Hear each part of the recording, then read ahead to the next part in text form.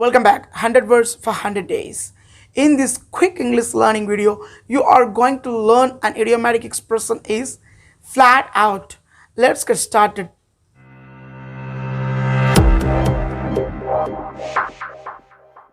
What does mean by flat out? But first let me give you an example sentence and it's your job to listen to that and guess the meaning.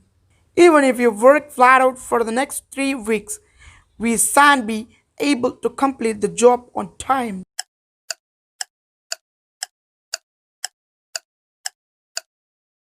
What do you think this means? If you're doing something flat out, you do it as fast or as hard as you can, which means doing hard work without break. இடைவிடாத எந்த ஒரு பிரேக்குமே எடுத்துக்கிறாம ஒரு வேலையை தொடர்ந்து செய்கிறது hard work பண்ணுறது தான் flat out.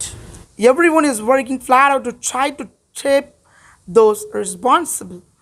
I run flat out for 100 yards, then jog for another 100. I hope you understand this word. When you're doing a hard work, where you can use this word and share it with your friend. I will meet you a lot of words like this in next video. Until then, bye bye.